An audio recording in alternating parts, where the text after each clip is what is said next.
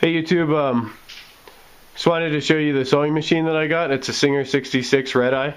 Got it for $6.99 and it works perfectly. Got it from Goodwill. Just oiled it up and you can see it's running like a finely tuned machine. And but that's not the video I want to do right now. I'm going to do that video later. But just wanted to do a quick video talking about something that I've been thinking about for a while, and it's like the difference between a house and a home. I know the government and the real estate industry would like us to believe that a house is a home, but I don't really think so. I mean, I think your home is you and your family, and you can take your home with you no matter where you are, even if you're homeless or houseless, I guess should be the real term for that. You know, it's a home is just a place to live, a roof over your head, and it could be a trailer, a tent, a underneath a bridge, a modular home, a McMansion, a brick house, or a brick. I don't know. Honestly, I get confused. This is the second time I've made this video, and you can see the brainwashing is very deep because it's hard to for me to even differentiate between a house and a home.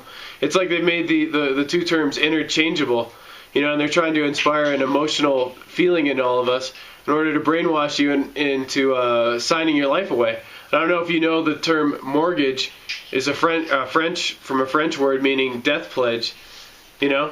And even in Japan, I heard they have 100-year mortgages now, you know, and why should you sign your life away like that, you know, for something that's really not worth it? You know, a house, you know, a $200,000 house, which really isn't worth $200,000 in the first place, they're just deceiving you through the monthly payment and through the mortgage. You know, if there was no mortgage in the first place, it would be much, much less.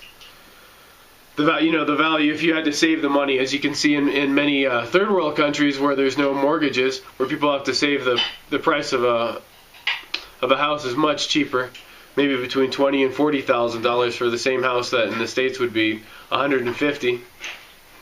Anyways, you know, and then you end up paying 3 times as much with interest, you know, through the life of the loan. And it's really not worth it to be just working for the banks like that. We've enslaved ourselves, you know, for a basic human need to have a place of shelter.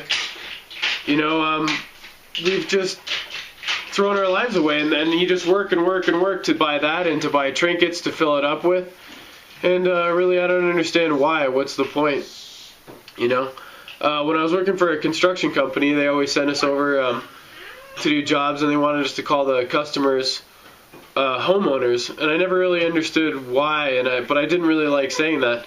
But I mean, they're not really homeowners. For a start, they don't own it. I mean, the bank owns it, and I don't know, it just sounds very disingenuous, very fake to me, you know, and they just deceived us all. And really, I wish we could get out of that feeling like, you know, it's a home, or that it's something emotional, or that once you buy your home that your life will be transformed. You know, we should be making our own money and saving our own money and separating from the system and stop paying the parasites. I mean, that's why we're in this situation in the first place, because we allowed ourselves to be tricked, and we're just supporting the banks, and they're getting rich off of our labor. And you know, and it's not even a secure investment anyways. I mean, at any moment you could be sued, or if you don't pay your property taxes, your home can be taken away from you very easily by the government. And from what I understand, a lot of the reason why trailers were popular in the United States was because when a lot of immigrants came over from Ireland and Scotland, they had the idea that a fixed house was not good because they're used to persecution in their countries. So, you know, they wanted to be mobile in order to escape that. They didn't want to be a fixed target, you know, and it's hard to take away someone's mobile house, or they can just leave and they can take it with them. And also, if there's a drought, a famine, you could be mobile like that. Anyways, I'd be curious to see what other people think about that.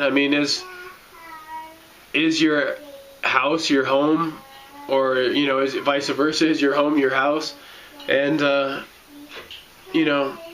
have we all been tricked? And what can we do to change it? And what if you didn't put all your money into a house?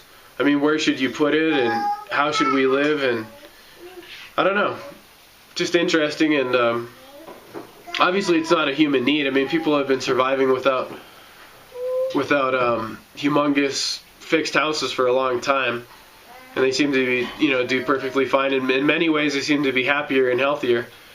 And a lot of the materials in the American style houses are toxic. There's Chinese sheetrock, fiberglass insulation, the paint. They say that they gas off for quite a long time. I don't know. Maybe we'd be happier just living like a more basic lifestyle. And not throwing our whole lives away just working just for basic human need of shelter. Well, thanks for watching my video. I'd like to know what you think.